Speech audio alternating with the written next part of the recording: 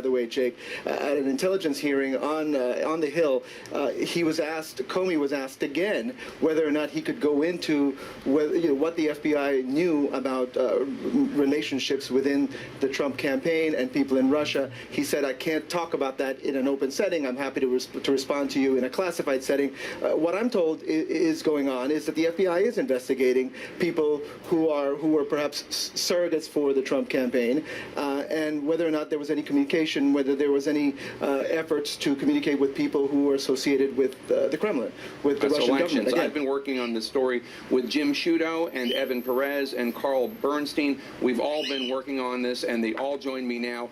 So let me start with my colleague, Jim Sciutto. Jim, walk us through what we've learned. I want to be very precise here. Multiple U.S. officials with direct knowledge of the briefings tell CNN that classified documents on Russian interference in the 2016 U.S. election presented last week to President Obama and to President-elect Trump included allegations that Russian operatives claimed to have compromising personal and financial information about Mr. Trump.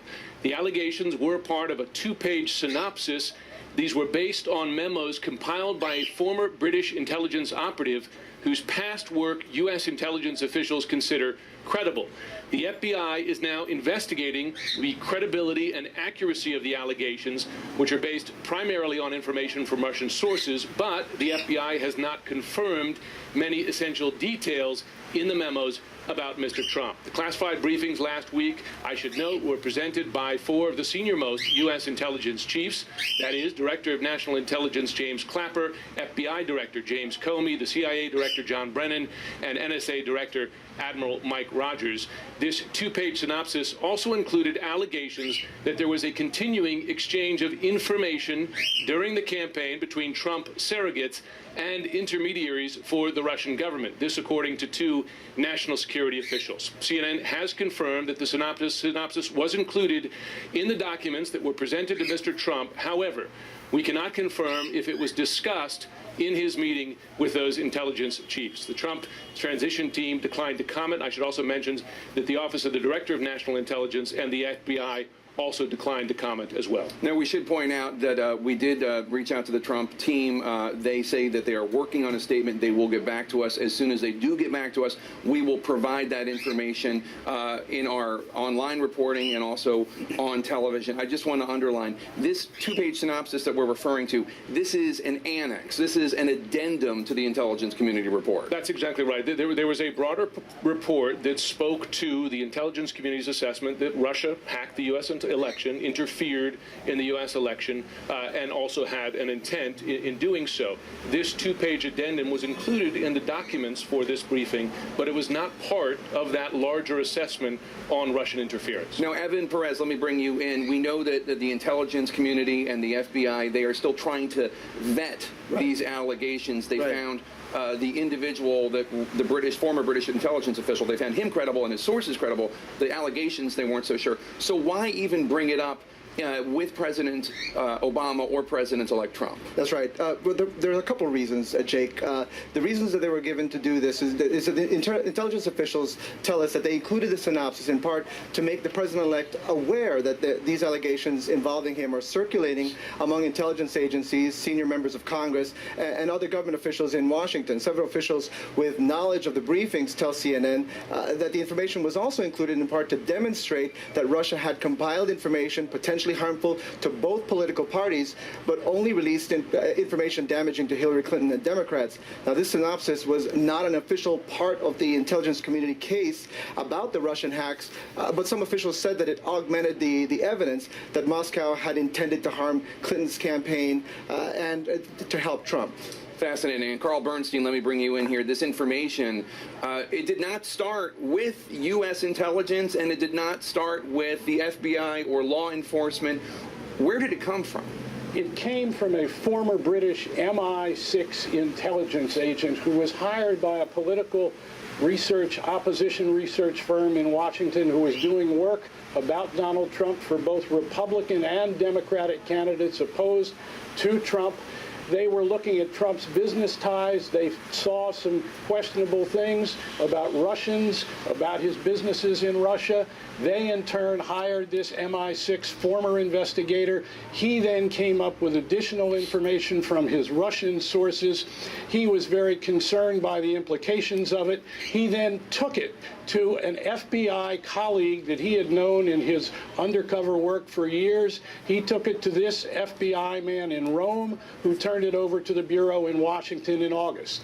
And then a former British ambassador to Russia independently was made aware of these findings, and he took the information to John McCain, Senator John McCain of Arizona, in the period just after the election, and showed it to McCain, additional findings. McCain was sufficiently disturbed by what he read to take it to FBI Director James Comey himself personally. They had a 5-minute meeting, the two men. Very little was said.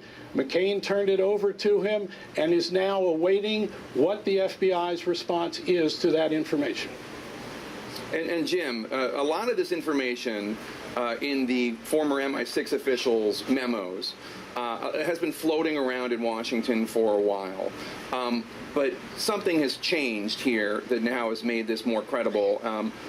First of all, the FBI has vetted the individual and his sources, and second of all, the intelligence community felt it was significant enough to include in this presentation. Does anyone else know this information? They do. In fact, on the same day that the president-elect was briefed by the intelligence community, the top 4 congressional leaders, as well as the chairman and ranking members of the House and Senate Intelligence Committees, these are the so-called Gang of 8, they were also provided a summary of these memos regarding Mr. Trump, this according to law enforcement, intelligence, and administration sources.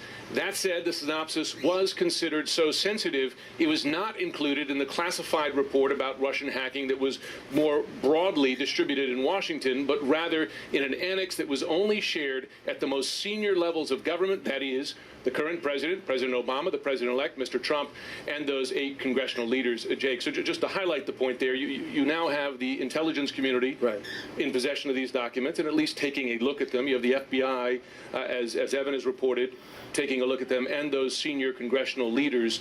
They have not established the veracity, but they are taking a look. And Evan, we talk about the Gang of 8. Again, these are the 4 congressional leaders, Democrat, Republican, House, and Senate, and then also their counterparts in the Senate and House Intelligence Committees. This is the group that gets all the most sensitive information in the Congress. When Senator Harry Reid was a member of that group, so he's retired from Congress, but last year, he was in a briefing. And then in October, he sent a blistering open letter to FBI Director James Comey suggesting that Comey had information about contacts between the Trump campaign and the Kremlin and the Russian government or intermediaries, and he needed to come forward with that information.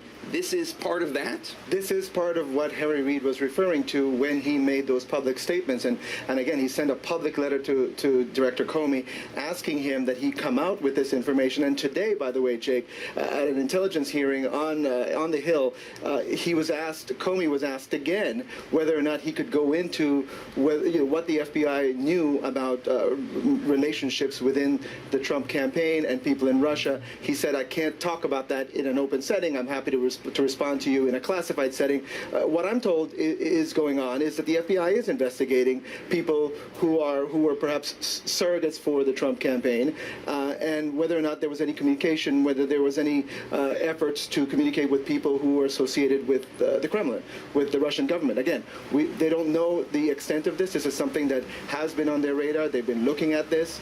It is something that's a very sensitive investigation, obviously. We don't know whether it includes who it includes. We're not saying it includes Donald Trump himself.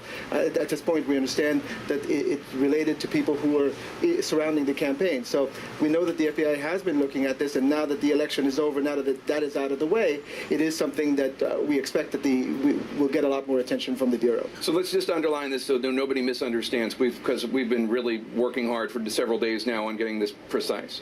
What we know is that the top intelligence officials of this nation provided some information that they believe came from a credible source They can't speak to the veracity of the information itself, Right. but it suggests that there are Russians claiming that they have potentially compromising information on the president-elect. That's right. Keep in mind, Russians claiming this. Keep in mind as well that this is not a U.S. intelligence product. It was produced by a former MI6. This is the British Foreign Intelligence Services, as opposed to the MI5, performed by a former intelligence official. And as Carl mentioned, it began as political opposition research, first for Republican opponents of Mr. Trump and then Democratic opponents. That's it. He is considered in the past a credible source to Western intelligence services, and as they have vetted his Russian sources, they believe as well that there is credibility there. They have not then, though, taken the initial step, or they haven't arrived at the later conclusion that these are factual. But they are taking the step of looking at them, and also, and this is crucial, took the step of sharing these facts with the president. And it happens in the backdrop of the fact that the FBI and the intelligence agencies are right now, you know, the activities of the Russians in the United States is at the top of their list. They want to know exactly what they're doing, who they're talking to, what their level of involvement, their counterintelligence or the intelligence collection in the United States. All of those things is at the top of everybody's list of what their top job to find out right now is. And so that's what this is all a part of now. And the facts, the two facts that are competing here are, what is the truth about what these Russians claim they have on the president-elect? Is there anything there? And how much communication was there between the Trump campaign and Russia? And those are still unknown as far as we know. And we should mention that there are senators on Capitol Hill behind us here who have said that they want to look into that second point you mentioned about communications between the Trump campaign and Russians during the campaign. Yeah, it was a subtext of the entire Senate Intelligence Committee hearing, although nobody was willing to come forward and say it.